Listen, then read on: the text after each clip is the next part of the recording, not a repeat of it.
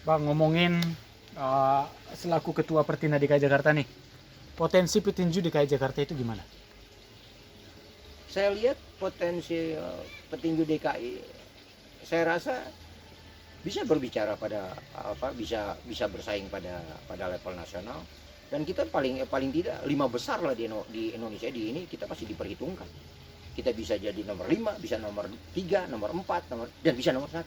Dan saya bercita-cita yang akan datang kita ingin paling tidak nomor 2 atau nomor 1 di level Indonesia. Jadi saya ingin mengembalikan bahwa zaman-zaman tahun 70-an 80-an DKI itu sebagai barometernya tinju, dan sekarang saya sudah rintis itu dan sudah mulai terlihat bahwa tinju DKI akan tetap menjadi barometernya tinju nasional. Dan itu yang sedang kita lakukan dengan adanya kita tampung, kita latihan selalu untuk kepentingan DKI menjadi barometer tinju Indonesia. Begitu.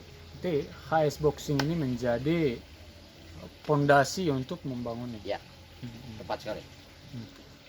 Fasilitas yang di HS Boxing ini Bang, tadi kan udah diomongin nih, ring juga ada, mes pemain juga ada. Untuk perlengkapan ataupun peralatan tinju apa aja yang dipunya di sini?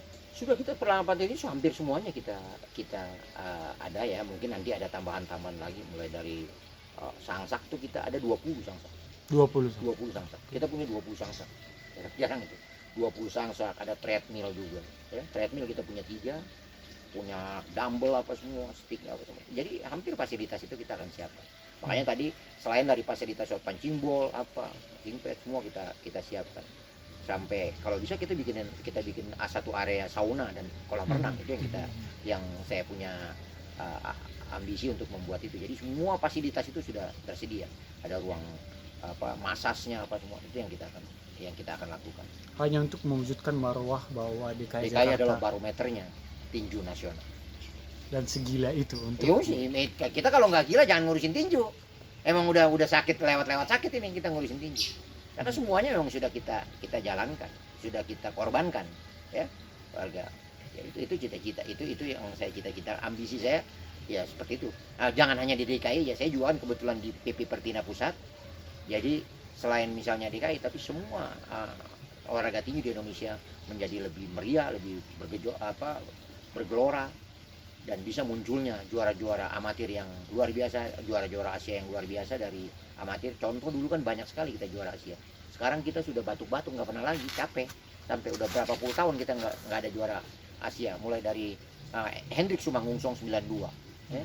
Terus ada Pino Bahari 90, itu juara-juara Asia. Kalau tahun 80-an atau 70-an itu gila, banyak sekali. Ada yang namanya Wim Gomis, ya, 3 kali dia juara Asia. Itu legenda amatir. Terus ada yang namanya Frans PB, ya. Ada yang namanya Samsul Anwar, ya. Itu juara-juara. Ada yang namanya Benny Maniani, itu juara-juara Asia, itu banyak sekali. Jadi dulu itu yang juara-juara Asia. Sekarang nih sudah nggak ada, sayang gitu. Makanya saya terkelitik, moga-moga dengan adanya satu sasana yang semuanya kita sudah coba untuk kita tonjolkan, bisa memunculkan seorang Frans PB, Samsul Anwar, Pino Bahari, yang lain-lain itu bisa berbicara pada level Asia. Jadi dulu kita kalau ketemu petinju-petinju di Asia Tenggara kita dihitung. Sekarang orang ketemu petinju kita, orang ketawa, seneng. Wah, ketemunya Indonesia katanya, berarti dia muda. Itu image itu kita akan rubah. Dengan kepengurusan bersama Pak Komarudin Simanjuntak, ya, ketua Pertina kita ini yang sangat luar biasa, mendobrak untuk mencoba membuat tataan yang baru, mulai dari bagaimana wasit juga diperhatikan, wasit usianya petinju semua itu diperhatikan oleh ketua Pak Komar ini. Semoga semua juga bisa berbuat apa yang dilakukan oleh ketua yang baru ini. Jadi jangannya kita sendiri-sendiri, mesti sama-sama untuk berpikiran merubah. Itu memang tidak mudah, tetapi kalau misal kita lakukan bersama dan mengerti, saya rasa apa yang dicita-citakan oleh kita dan ketua Pak Komarudin Simanjuntak itu bisa terwujud, munculnya petinju itu jadi kebanggaan merah putih. Harus seirama pusat dengan bawah semua.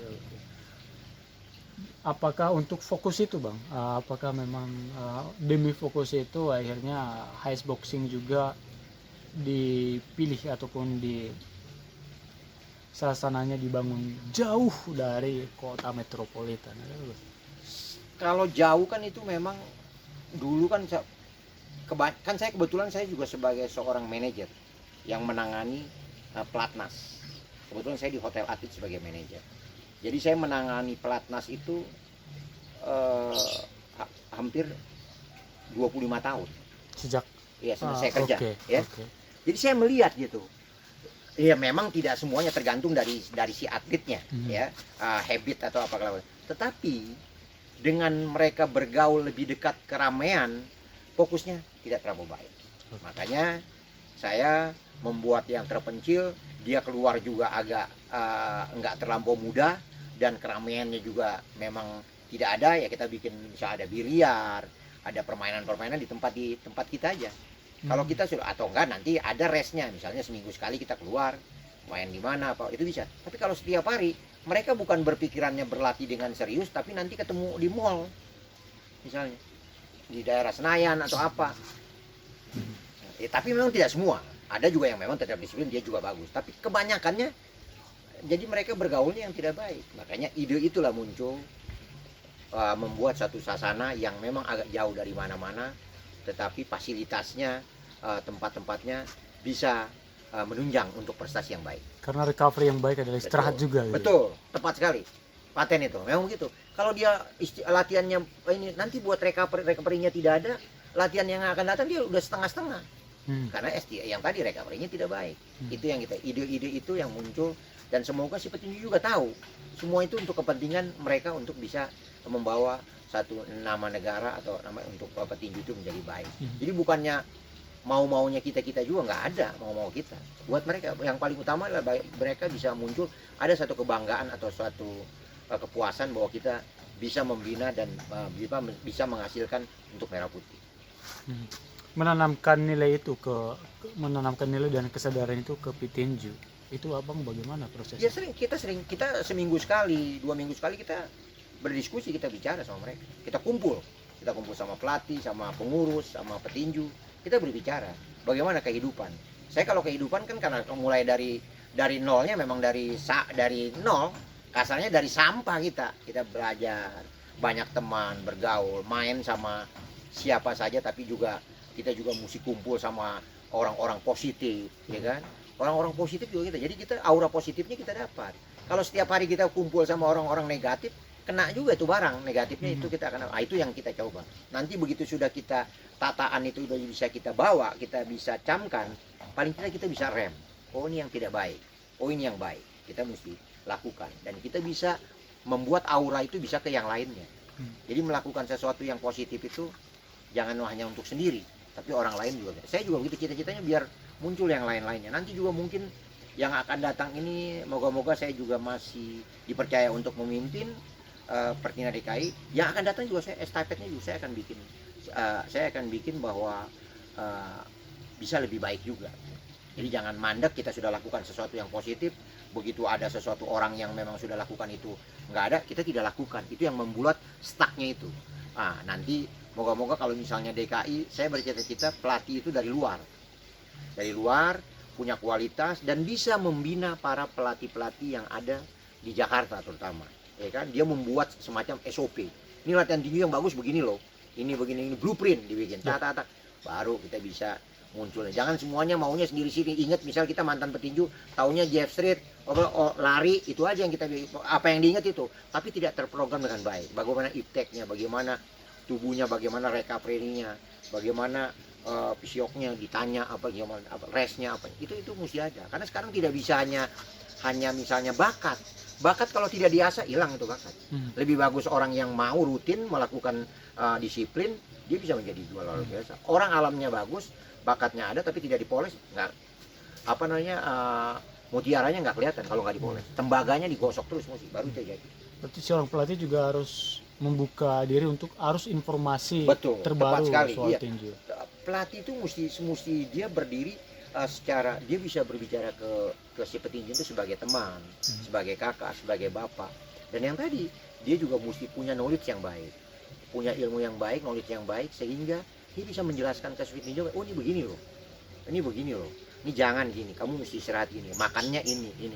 Oh nih petinju ini begini. Nah kalau dia nggak ngerti, dia nggak tahu petinju Manny Pacquiao itu apa. Oh Manny Pacquiao itu tinggalnya di mana ya, kalau nggak salah Manny Pacquiao itu di daerah Sorong, kan susah kan dia mesti tahu itu.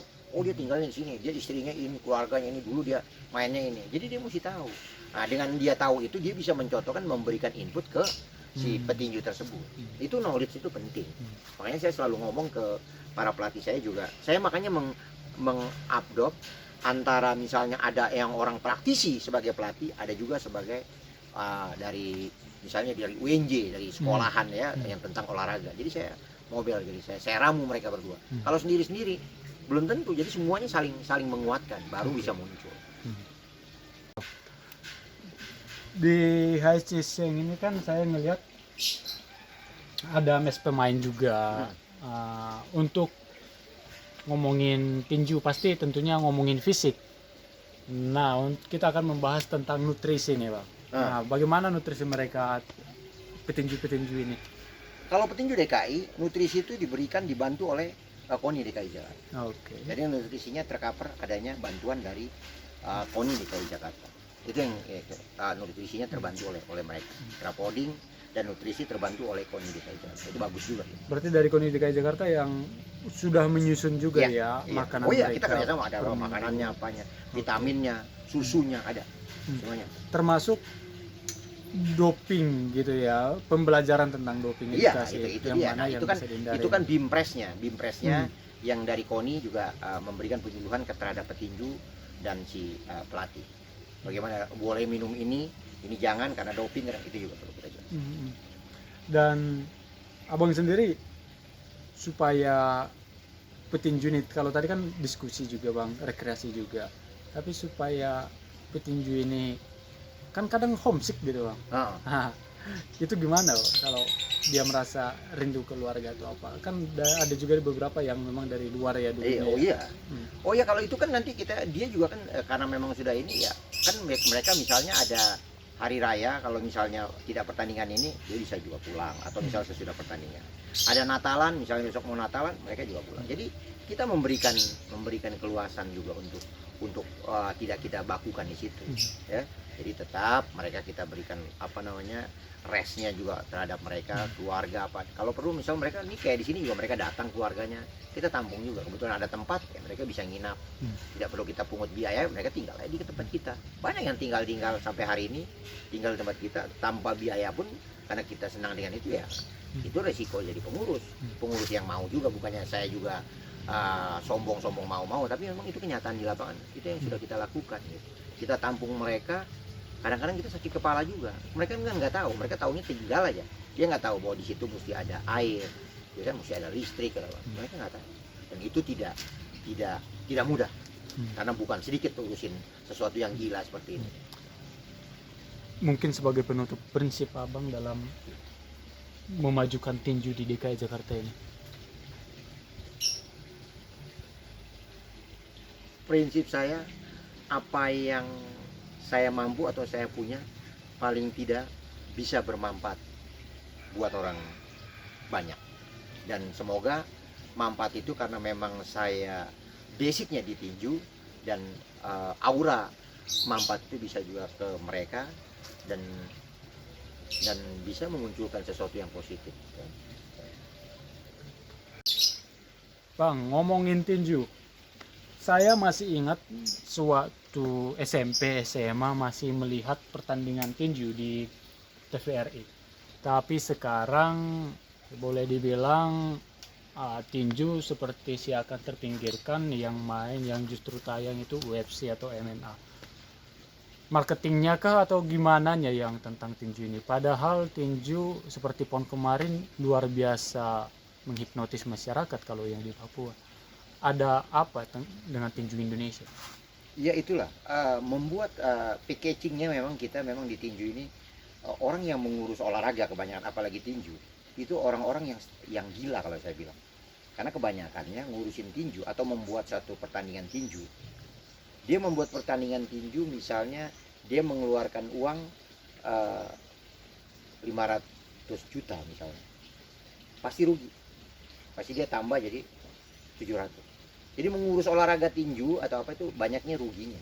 Jadi gemanya itu makanya membuat dulu ada promotor-promotor yang mau seperti itu, misalnya Aseng membuat pertandingan yang di Indonesia ya, di TVRI itu. Nah, ini juga sekarang sudah mulai nih. Saya melihat bahwa gemanya tinju profesional yang ini udah mulai rame nih. Semerak dengan adanya apa sekarang One Flight apa segala macam itu. Ini sekarang sudah mulai, gemanya sudah mulai banyak promotor-promotor yang ini. Contohnya yang dilakukan oleh Raja Sabta Oktohari, ketua KOI, dia kan membuat Jordan diciptakannya. Jadi sudah mulai nih. Begitu dilakukan oleh Oktohari ini, Pak Raja Sabta ini Oktohari ini, mulai muncul lah. Ada yang namanya Armintan yang Tibo sekarang ya kan, promotor nih. Jadi kalau makin banyak makin oke. Meskipun kalau membuat pertandingan 1.000.000% rugi. Jarang membuat pertandingan untung. 99% dia rugi aja pasti kalau di kita. Makanya banyak yang kopok. Makanya moga-moga nanti pemerintah juga ikut berperan, ya kan, memberikan bantuan, mensupport, ya. Si yang mengurus juga baik, jangan sampai juga ada salah. Jadi nanti pemerintahnya akan jadi kapok. Itu sebenarnya kan tinggal bagaimana kita-kitanya. Ya. Kalau itu bisa, saya rasa akan muncul juara-juara itu dan akan semerak. Karena tinju ini kalau di Amerika tuh ada dua cabang olahraga yang paling luar biasa. Satu adalah tinju, dua adalah yang pakai karpet merah tuh hanya dua. Piala Oscar ada artis-artis terima piala Oscar, dan yang namanya tinju itu ada karpet merah. Yang lain nggak ada cabang olahraga, mau pakai apa juga. Jadi tinju ini memang sangat luar biasa, tuh gemah apanya segala. Itu yang diciptakan oleh hipnotisnya tinju itu menjadi luar biasa dikarenakan adanya sang the greatest, yaitu Muhammad Ali. Itu yang membuat tinju menjadi luar biasa dikarenakan bagaimana Muhammad Ali membuat tinju itu digemari oleh sejagat raya gitu. Sedang itu kan di level profesional ya. Untuk level amatir ya, selaku ketua Pertina DKI juga ada keinginan atau ada plan nggak Bang, ibaratnya membuat kejuaraan ini yang dibuat streaming nantinya, atau kan kalau untuk disiarin di TV kan budgetnya mungkin pasti merugi ya gitu ya, tapi mungkin lewat streaming YouTube atau apa. Bisa itu juga kita lagi program kan. Itu kan mesti kita juga nanti akan berkoordinasi dengan teman-teman IT ya. Saya juga ada sahabat saya yang raja IT, yaitu Kobas ya, Kobas. Itu juga moga-moga nanti saya akan koordinasi sama dia. Misalnya kita buat semacam yang tadi bilang di IT bisa berjalan dengan baik, kenapa tidak.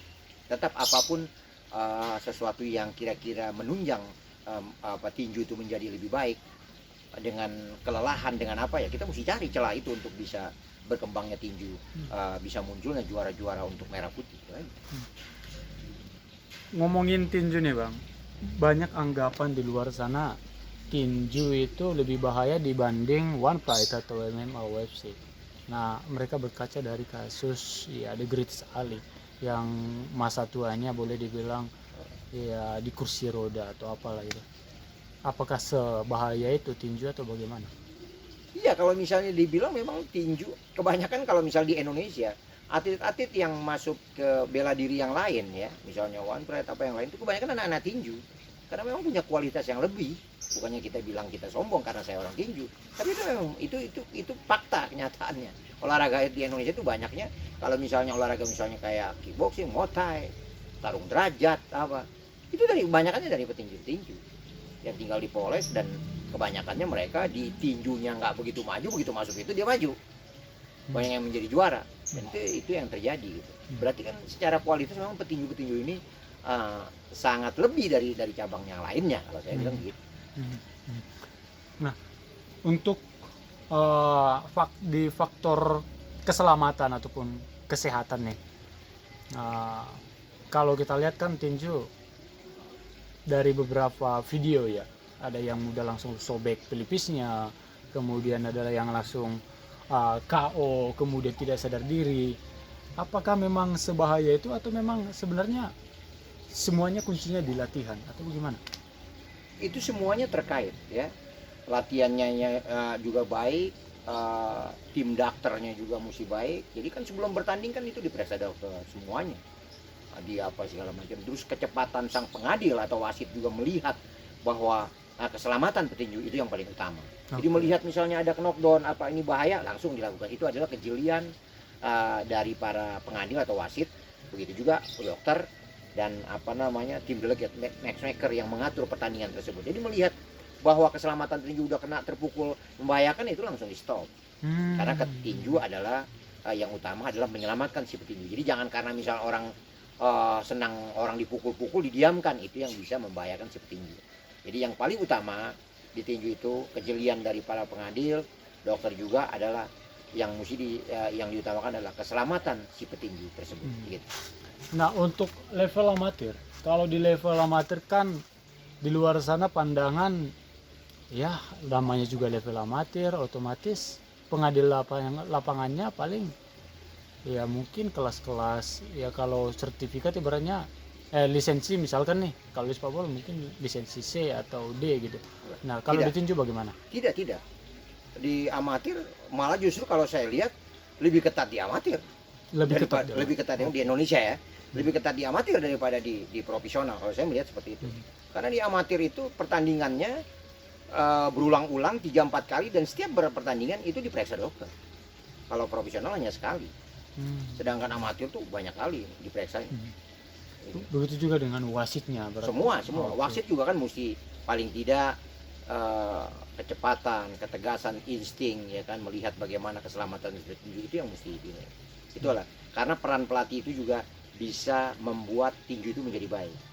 Peran pelatih itu bisa juga membuat tinju itu tidak baik kalau dia tidak berperan dengan jobnya yang sudah dilakukan. Misalnya mengadili atau menilai dengan objektif, dengan memang kepentingan merah putih, bukan kepentingan pribadi masing-masing.